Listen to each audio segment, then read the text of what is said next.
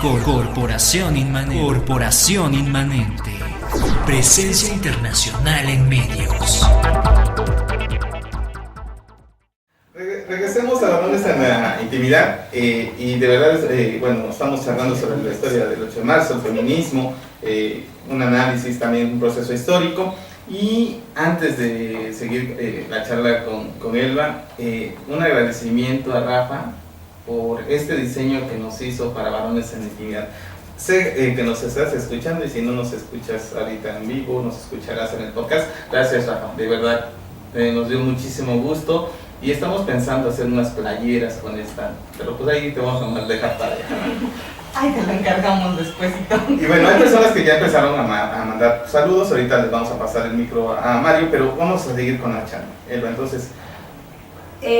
decíamos, ¿no? Entonces, para las mujeres socialistas, ustedes recordarán rápidamente que las mujeres socialistas a finales del siglo XIX y principalmente la primera década del siglo XX fueron las socialistas y las mujeres de lo que se conoce como del feminismo, una primera fase del liberalismo, del feminismo liberal, quienes encabezaron este movimiento sufragista, la lucha por el derecho al voto y el reconocimiento de la ciudadanía de las mujeres.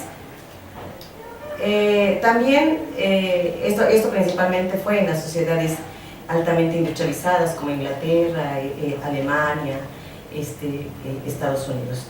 Tenían una bandera propia las mujeres de clase media, muchas de ellas mujeres letradas, y consideraban ellas que con conseguir la igualdad política, ojo con el término que voy a mencionar, desde el movimiento de la Ilustración se planteó la igualdad y la ciudadanía. Resulta que cuando triunfa la Revolución Francesa, pues esa igualdad y ciudadanía solo fue para la burguesía, pero no para el resto de la población. De ahí que a lo largo del siglo XIX se derivan un conjunto de movimientos como es el movimiento por el voto, por el caso de las mujeres, el movimiento contra el racismo en Estados Unidos, que son la antesala, y por supuesto los movimientos obreros, ¿no? Reivindicativos de la reducción de la jornada de trabajo, mejores salarios, todo esto que de una u otra manera nos va a llevar a lo largo del siglo XX a un conjunto de prestaciones sociales como el contrato colectivo de trabajo, por ejemplo.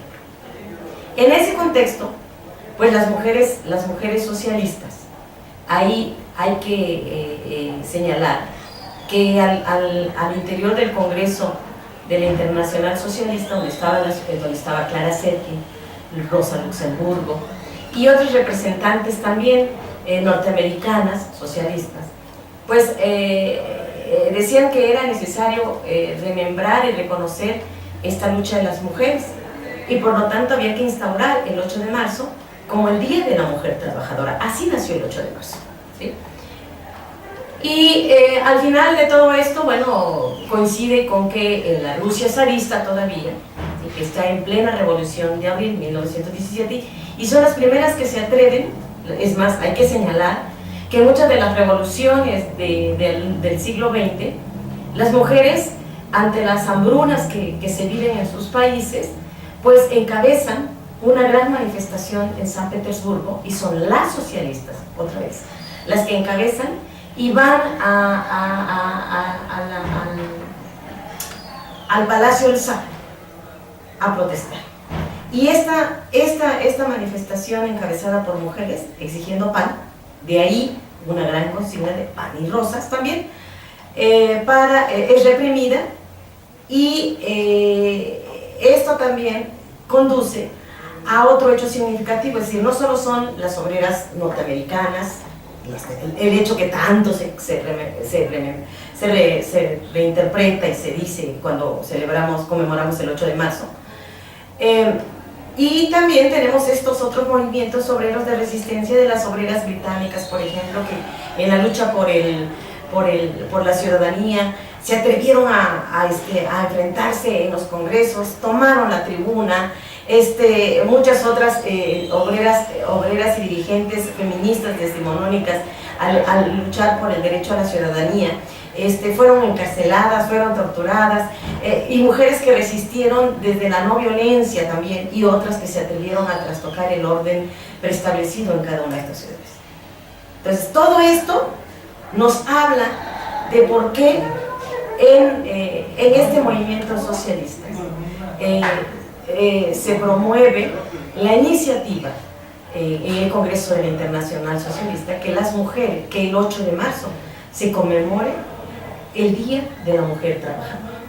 Y entonces, en Europa, que es un contexto muy distinto al nuestro, en reconocimiento se emiten unas tarjetas con unos lemas muy reivindicativos y se regala junto con esa tarjeta una flor roja, que puede ser un clavel, una rosa o un tulipán. ¿Qué significa el color rojo? El reconocimiento de la sangre derramada de las mujeres en la lucha por sus derechos, ¿sí? Pero ese es el contexto europeo. En México, ¿qué pasa? En México lo que pasa es que entre 1910 y 1916, sobre todo en plena Revolución Mexicana, hay una gran luchadora del feminismo que poco ha sido reconocida en la historia de nuestro país. Hablamos del gran hombre, de la historia de los grandes hombres, ¿sí? Pero esta luchadora, que por cierto fue secretaria de Carranza, ¿sí? Emila Galindo, fue una incansable luchadora que promovió en el Congreso Feminista de 1916, en Yucatán, tanto en el primero como en el segundo, el otorgamiento del voto a las mujeres. Sin embargo, en el Congreso Feminista de 1916, pues las mujeres todavía no estábamos preparadas, a pesar de que un fuerte número de congresistas fueron maestras. En ese congreso hubo 3 corrientes de opinión: una ala liberal, una ala moderada y una conservadora, ¿sí? Por supuesto que ustedes ya se imaginarán que al final de las discusiones, Emila Galindo no puede asistir a este congreso y manda a un representante. Pues el discurso de Emila Galindo lo lee un representante, ¿no? Que va a nombre de ella. Esto genera unas disputas y entonces a mí me gustaría que en un momento determinado ustedes pudieran leer esos debates que se daban en esos congresos, en donde uno puede decir, bueno, eso era 1916, y cuando uno escucha los debates de las distintas tendencias hoy en día, dice, bueno, ¿estoy en 2014 o estoy en 1910? ¿Sí? Ojo, porque dentro de 2 años vamos a conmemorar el centenario de este primer congreso feminista de 1916. Bueno, cierro esta carta. Entonces, Emila Galindo, que además va a ser la directora de una revista muy importante que se llama La Mujer Moderna, la primera revista feminista o de corte feminista, que así, no le llama así ella revista feminista, pero es una revista en donde se plasma esta influencia del feminismo que hay, o del movimiento de las mujeres que hay en Europa, ¿sí? Emila Galindo es una mujer muy ilustrada, ¿sí? Muy de avanzada para su tiempo. También al interior de las fuerzas de izquierda, porque hay que decir aquí cómo se van entretejiendo las fuerzas, está otra mujer muy importante que es Concha Michel, militante del Partido Comunista. A Concha Michel le pasa un poco lo que a Clara Zetkin. Clara Zetkin fue militante del Partido Comunista de la Unión Soviética, ¿sí? Entonces, a Concha Michel también, influenciada por todos estos movimientos, reivindica también la inclusión de la temática de las mujeres al interior. Ya se imaginarán qué pasó con estas mujeres, ¿verdad?, al interior de sus partidos. Bueno, sí, entonces, ahí tenemos un movimiento, como la gestación.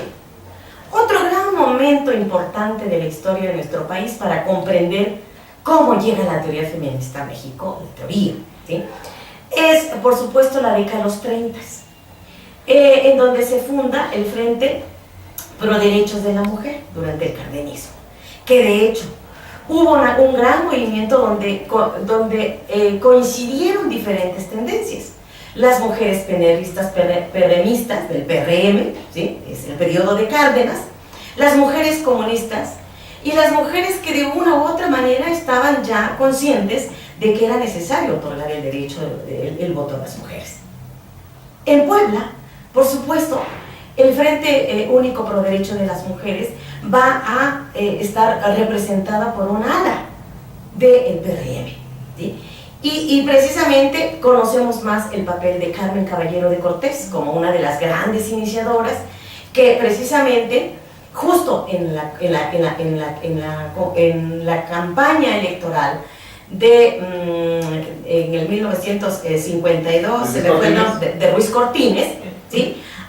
Hace una gira muy importante y cuando viene a Puebla hay un acto muy importante en la ciudad de Metepec con las obreras. Y ahí le entregan una carta solicitándole al entonces candidato el otorgamiento al voto. La pregunta es, ¿por qué Cárdenas no otorgó el voto? Sí, se cabildeó, sí se aprobó, pero no se emitió el decreto para otorgar el voto, más que en algunos casos, en algunos estados, se otorgó en 1936 el derecho al voto municipal. Y por primera vez las mujeres pudieron votar. Sin embargo, algo que sucede hasta 1953, que es cuando se hace toda una campaña a nivel nacional de afiliación, etcétera, etcétera.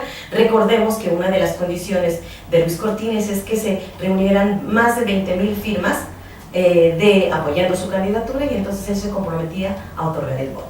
Cosa que sucede, ¿sí?